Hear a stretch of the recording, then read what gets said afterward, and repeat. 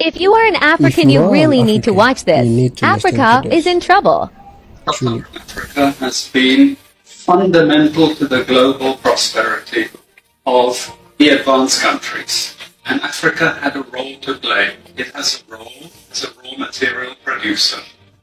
We will not allow sub-Saharan Africa to escape that.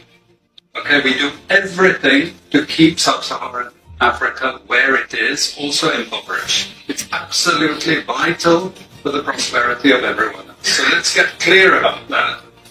Okay, and this means all the economic structures, all the global institutions, and the economics we teach everyone is all designed to keep Africa exactly where it is.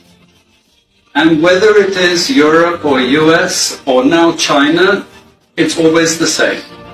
We need Africa to be impoverished because we need those raw materials and we need them dirt cheap. Okay, so that's the message.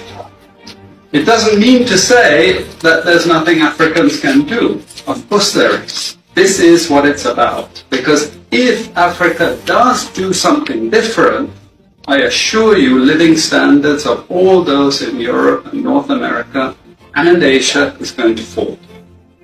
Okay? And that is a big price to pay. I assure you that the West is not going to allow that without a big fight. Okay, so the job of many Western academics is to convince Africans they have to keep doing what they're doing. Okay? And to show them it's your fault that you're poor. It's not our fault. It's your fault that you're poor. You know, so this is what we do in academic institutions. We know the basic forces that have caused this underdevelopment. We know it's colonization. We cannot afford to allow Africa to industrialize and start producing manufactures. Okay, so we will do everything to stop that. And I'm going to show you how we actually block that. We had East Asian rapid industrialization processes.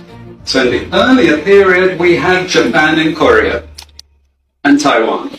Okay, rapid growth, sucking in raw materials from Africa, driving up the prices. After those countries finished industrialization, then sub-Saharan African growth rate again fell. Sub-Saharan Africa is condemned to this role, just the supplier of raw materials, not a manufacturer. The currencies are collapsing of these countries, and many of them are sub-Saharan African countries. After colonization ended, we needed new structures to keep these countries where they were. Okay? And the first of those is aid. Okay? We give them aid. Aid for what? Actually, we give them aid to keep repressive regimes in power. That's all. All the hypocrisy about transparency and democracy and bullshit like that, it's all bullshit. But it would go to country after country offering loans. And if the president did not accept the loan, they were killed. It's just economics. It's economic warfare. The rich declare war on the poor. It happens everywhere. It happens in a country. The rich control the government. Of course they do. You really believe you have democracy? Come on. I mean, go up. Who has all the subsidies and income support? US, Europe. The largest budgets in the world for supporting their farmers are Europe and US.